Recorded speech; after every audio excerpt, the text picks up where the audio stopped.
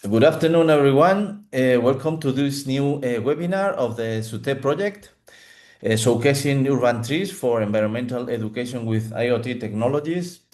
It's an Erasmus Plus initiative coordinated by the Universidad Politécnica de Madrid, and our project aims to promote environmental awareness in urban areas by combining innovative educational practice with Internet of Things technologies. And today we are delighted to have with us Marcos Enriquez, founder and CEO of ISIFARMER. ISIFARMER is a pioneering Spanish company in the field of smart agriculture, integrating sensors, data analytics, and connecting technologies to optimize natural resources and encourage more sustainable farming practice in urban context. Marcos combines strong technical expertise with a deep passion for innovation and environmental sustainability. Under the leadership of ISIFARMER has developed advanced IoT and artificial intelligence solutions, at least you are starting, and yeah, to monitor crops and some other stuff that he will show you in a minute. So without further ado, please join me in welcoming Marcos Enriquez also, who will share with us how IoT technology can help us measure, understand, and enhance the relationship between plants, soil, and people in our cities. So Marcos, thank you very much for being with us, and the floor is yours. Thank you, Bernardo. Yes, ISIFARMER is a startup, and I like to introduce myself. Thank you for your introduction. It's very well, but I'm the chief farmer at ISIFARMER. And at ISIFARMER, our purpose is quite simple. It's to make urban farming available for everyone. And when we say everyone, one of our main clients is the Association of Down Syndrome of Madrid, where we have taught how to do urban farming to people with Down syndrome.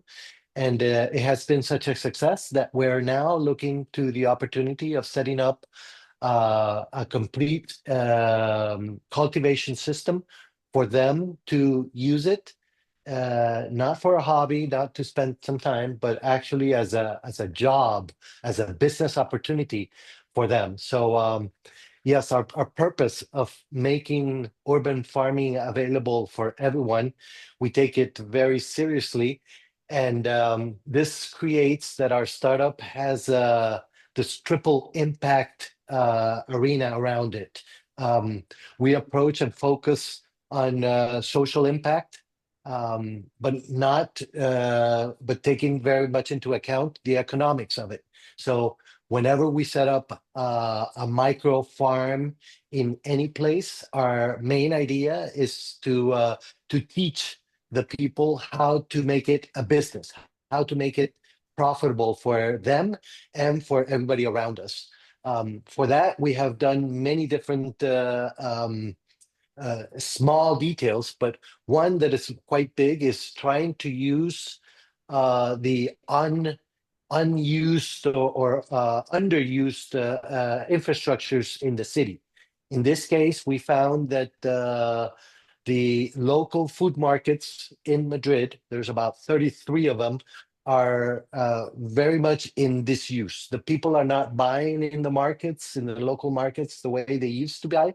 So the traffic, the foot traffic has gone very, very low. And the city has invested tremendously in this type of buildings, putting the solar panels, making it all properly cleaning wise, making it environmental safety, and making the right temperature all around year, which makes it a perfect conditions for us to install micro farms in the places where there used to be shops for fruits and vegetables or whatever. So in that sense, we go back to basics, right? We're bringing back certain aspects of the city life, especially socially integrating it with what we're now doing, which vertical farming, and trying to use all that technology. Um, in as far as technology, yes, we like to use a lot of it, but our main focus there is to know when the technology helps us to get better jobs and to have better opportunities. But we don't want to overstep that into making it all automatic or fully so there's no people actually involved. So in our micro farms, what the main idea is to have our urban farmers do the jobs of seeding, of placing the plants. In this case, we have it all set up for microgreens, which are those young vegetables that the top chefs use to decorate and to give that extra punch of flavor into their meals. So this is what we have shown local farmers to sell in the last mile around the mercado and our micro farms. So I'll leave it Yeah. at that. Yeah, definitely. If you're coming to Madrid, I think that you should definitely, and you are interested in this topic, you should definitely visit them in the Mercado de San Pascual. Yeah, close to, not too far from Las Ventas, kind of. Yeah, so yeah, so Yes. you can explore, and you should go and have experience for all the, yeah, teachers or people interested on these topics is a must go. As you know, Marcos, we are a project in the context of education. So I was wondering how does Easy Farmers urban farming model differ from traditional farming? So can you also put in context of its role in education and community engagement? Well, yes, it's a very good question. I mean, we like to always say, above all, that vertical farming and the way we have structured everything does not replace traditional farming. I mean, that's going to continue. And obviously, there is a big role for that. We all know that the global population is growing tremendously. We all know that moving food around in the world makes contamination and but we also know that sometimes when we use technology, things go the other way, right? Maybe there's some AI machines that are contaminating more than what we would like or what we initially thought of, right? So in that sense, the comparison between the vertical farming units that we're doing and traditional farming, um, it's obvious that we use a lot less water. That's even up to 99% less water than traditional. You can imagine, irrigations of all the fields versus hydroponics, which is one tank that feeds the plants. The water goes back to the tank. It regenerates with the proper uses, and saving of water is obviously a big plus. But then again, we have lights and we have to make the environment at a proper temperature.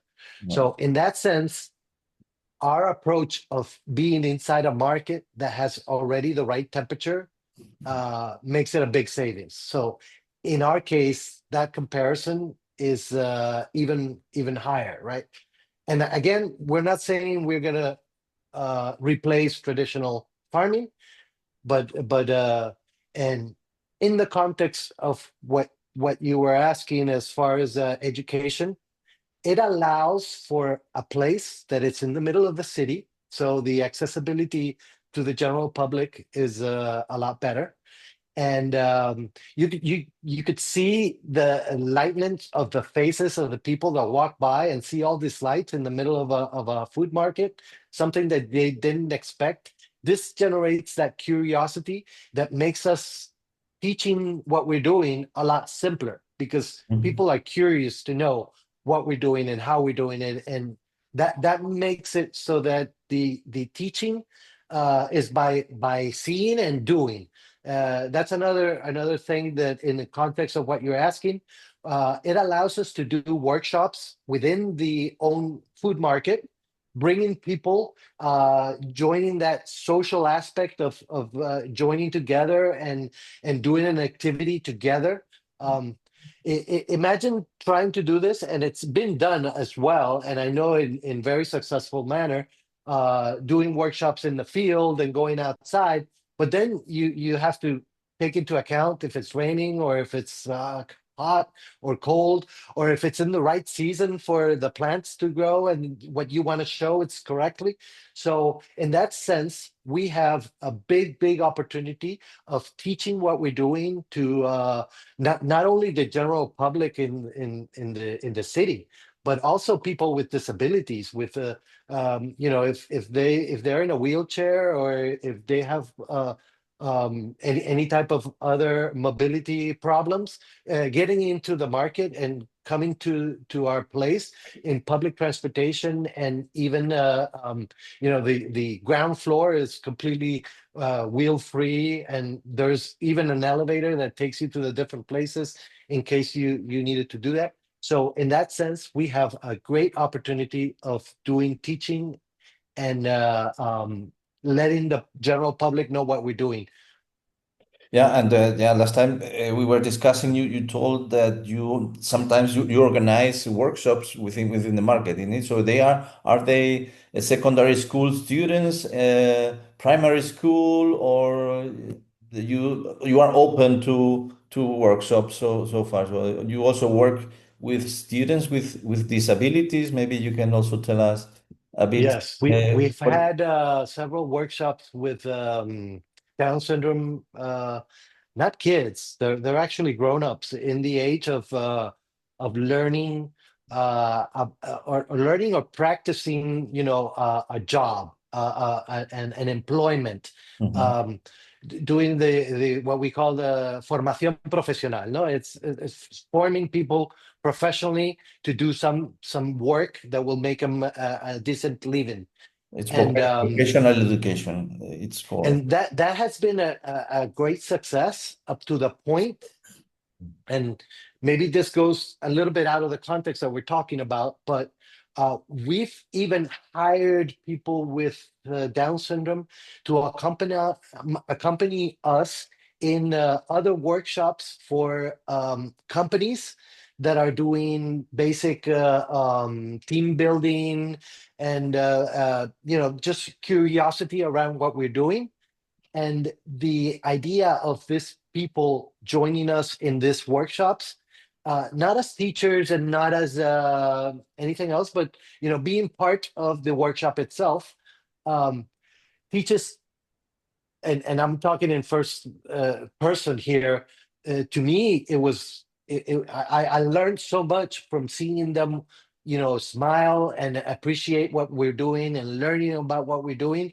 That it makes me very happy to know that we have an opportunity here that we can all do things at the same level without even noticing that there's a disability on one side or the other, just taking into account that we're all different. And some gives, I mean, these people, we teach them how to seed and how to put all the seeds in the bucket, where in the tray that we use.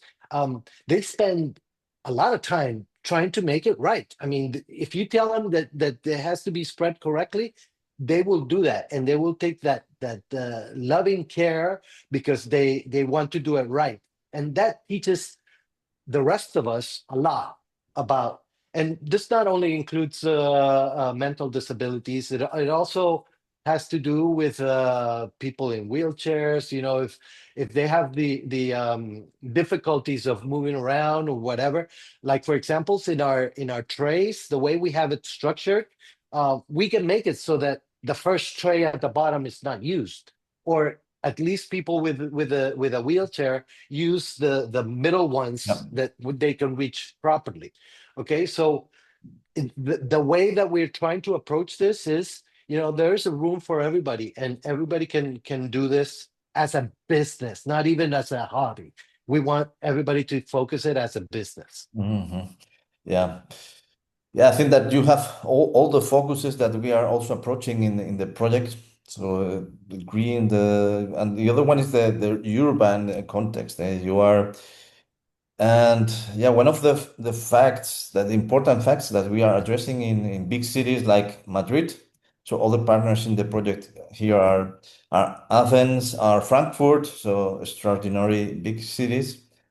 And I was wondering, so how can urban farms help to address food distribution pollution, and how do you approach communications and raising awareness about this? Okay. Say that again. I didn't get Yeah, the it's about, yeah, so you know that also the urban farms can pollution. address food distribution pollution. So Okay. how, Yes, yes, yes. Mhm. Yes. Obviously, the measuring and the way we measure the different aspects to find out how we contribute to less pollution, especially in food distribution. I mean, the food distribution part is very easy because we're last mile. We're producing live vegetables, the microgreens that they're sold in the same container that they're produced in the last mile, and most of our distribution is done by foot by our own urban farmers that grab their little bags and take it to the local restaurant every week, and so that the restaurant has fresh vegetables continuously. And this distribution that could be very expensive as far as the last mile, and if you had trucks distributing the food, in this case we translate that to our own urban farmers, whose main mission is to distribute within the last mile, even if we're using public transportation. Obviously, we also use some distributors that will take it to further places, but Mhm. always in the last mile. And Mhm. this is very easy to understand that it's so much different than in Madrid, which is a major food hub. There's called the Madrid. I can't recall right now, but the main plaza where all the food comes into Madrid is distributed throughout. And many times, food comes into Madrid and then it's distributed to other parts of Spain. So it makes it for some of us that are carbon conscious of what we're doing with the food distribution. In this case, it's like there's no comparison. I mean, you're distributing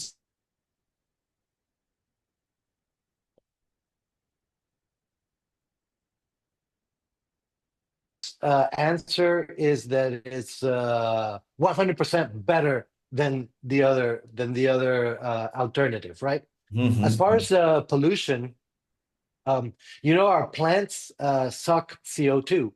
So it's obviously not measurable. Again, that our small micro farms are actually consuming CO2, but in a way it is. And this is very important, and this is something that politically it's something that we can also share with all the public people, because small little things is what really makes the difference at the long end. If we're all doing small little things like producing locally the food that we're consuming, and it's just one or two persons that are not polluting the world, I think that makes a difference. And especially at the beginning of where we're at right now, is Mhm. that the small examples that we're doing, and it's very good that people know that we consume CO2. And this is a very important point to make, that even if we can't measure it, and being in a startup, we know that we can't measure does not exist. That's usually what we have in mind, that we always have to measure things. But in this case, the way we like to show it is that we're cleaning the air. We are helping to clean the air, right, by using micro farms in the middle of the cities. That I think is a very good point that we're not contaminating in distributing food, and we're also we're being carbon negative.